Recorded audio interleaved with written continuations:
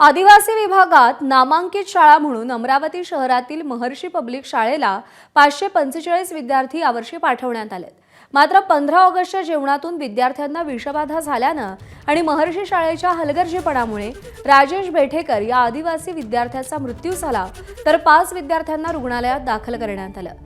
यामुळे आदिवासी संघटना आक्रमक झाल्या असून महर्षी शाळेची मान्यता रद्द करण्याची मागणी सगळ्या स्तरातून केली जाते।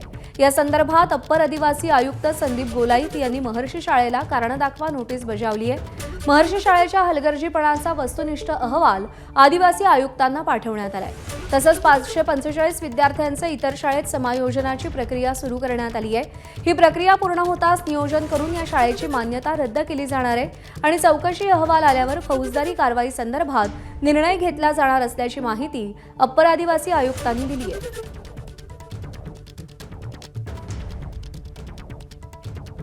सत्य परिस्थिती होती की जे शाळेने हलगर्जीपणा केलेला आहे ते आम्ही त्याच्यामध्ये नमूद केलेलं आहे आणि ह्या अनुषंगाने आपण शाळेला कारण दाखवा नोटीस देखील बजावण्यात आलेली आहे आणि संस्थेची जे आता आपण म्हटलं की मान्यता रद्द, तर त्या अनुषंगाने आपण संस्थेची जे सध्या त्या शाळेमध्ये जे विद्यार्थी आपले शिकत आहेत त्या विद्यार्थ्यांचं सुद्धा इतर समायोजन कसं करता येईल याचं आमचं नियोजन सुरू आहे। एकदम कडक मागणी आहे की बस संबंधित अधिकारी यांच्यावर गुन्हा दाखल झालाच पाहिजे। गुन्हा दाखल होणार नाही तर आम्ही धारणीचे जे पोलीस स्टेशन आहे तिथचे घेराव करणार। ते तुमच्या चॅनलच्या माध्यमातून प्रशासन आणि शासनाला आमची कडक इशारा आहे। संस्था चालकासोबत ते तिथले शिक्षण एपी असतील, टीडीआय असतील, शिक्षण विस्तारी अधिकारी असतील, त्यानंतर आपल्या प्रकल्प अधिकारी यांच्यावर फौजदारी गुन्हा दाखल झाला पाहिजे।